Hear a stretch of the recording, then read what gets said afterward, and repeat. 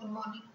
Good morning, class. In previous lecture, we have studied the CSMA protocol, that is Career Sense Multiple Access. In today's lecture, we will understand about the CSMA-CD, that is Career Sense Multiple Access for Collision Detection. So let's start. What is CSMA-CD? First, we will understand this with the help of an example. Let's consider a scenario where there are n stations and all are waiting to transfer the data. So what will happen if the channel or the link which is being shared by all the stations, so if any more than one stations try to transmit or try to access the channel at the same time, what will happen?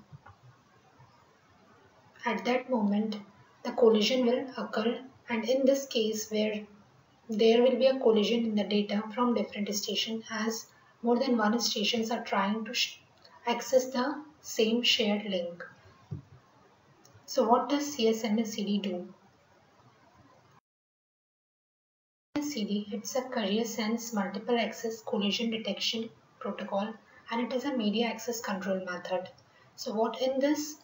It is such a technique where different stations follow this protocol and all these stations agree on some terms and some collision detection measures so that the effective transmission can take place, and by the help of this protocol we can decide that which station will transmit the data so that the data does not collide with the other data, and the data should reach its destination without any corruption.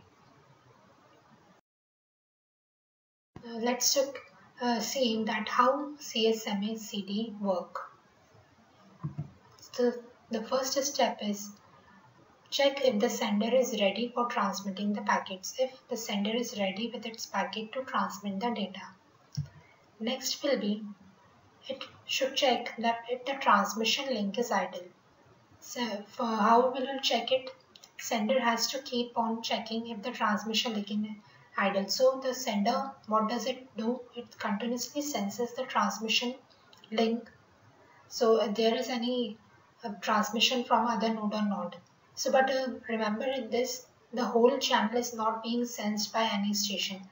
The only point from which the station is linked, it sends only that part. If it finds it's idle, it starts sending the data, and if it finds it's busy, it will refrain some amount of data and wait for random amount of time.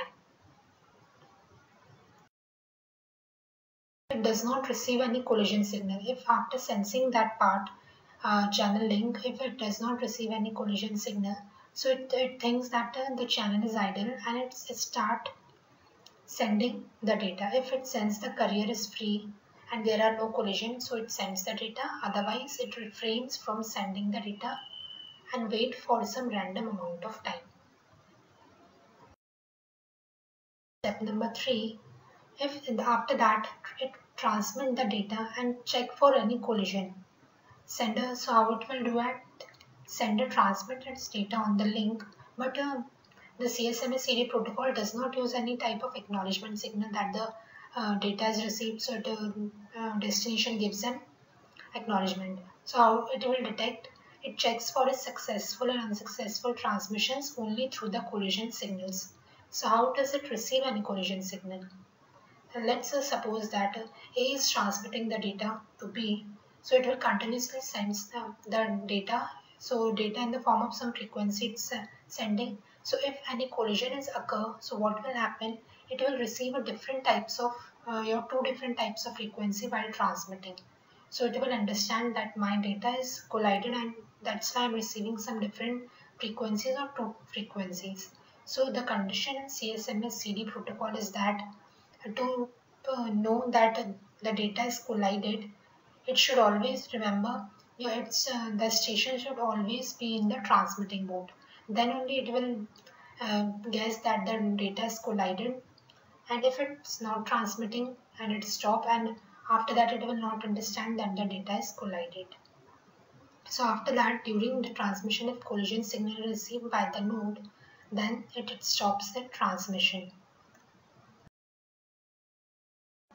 Next is The station then transmits after detecting that a collision is occurred. It sends a jam signal onto the link and wait for some random amount of time before it resends its frame. After the random amount of time, it again attempts to send the data and repeat all the above processes, all the above steps. And the fourth step is, if no collision was detected in propagation, then the sender completes its frame transmission and resets the counter. Propagation time is the time taken by a packet to go from station A to station B. So in this example, as we can see, the propagation time between station A and B is 1 hour. So both A and B start sending the data. After that, 30 minutes of time, the collision occurs. So what will happen?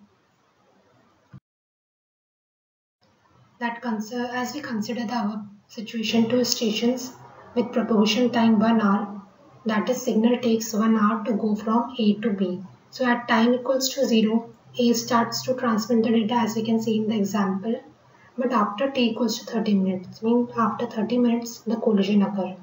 So after a collision occurs, what will happen? A collision signal is generated and sent to both A and B. Both station A and B will receive the information that their data is collided. Since the collision is occurred in the midway, that is the collision is occurred after 30 minutes, so it will take 30 minutes to reach A and B. It will take total 1 hour to A and B so that they can receive the collision signal. Why 1 hour? Because as after 30 minutes the collision is occurred and plus 30 minutes of that signal going back to A and B. That's why 1 hour it will take by A and B to receive the collision signal.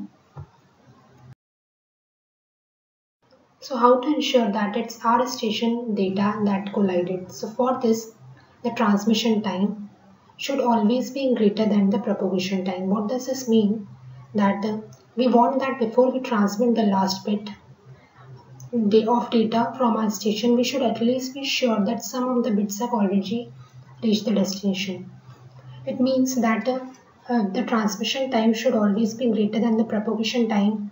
Means if we should at least, when we are transmitting the data and after some bits we are sending the last bits of data, so we should be sure that some of our data had already reached the destination and there is no collision. So this ensures that the link is not busy and the collision will not occur. But we have not taken the time taken by collision signal to travel back to us. So what we will consider the worst case scenario. As we can see in the diagram, station A and B both are trying to send the data and the propagation time between them is 1 hour. So let's understand this more clearly.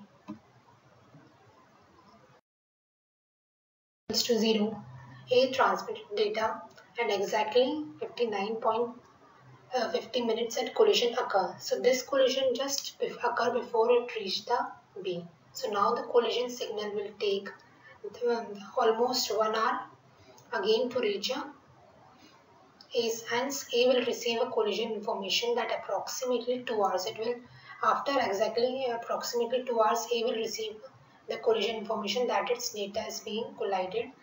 That is all approximately after 2 into propagation times. That's why we should always take the transmission time should always be greater than or equal to 2 into the propagation time, and this is the maximum collision time that the system can detect if the collision was of its own or its other.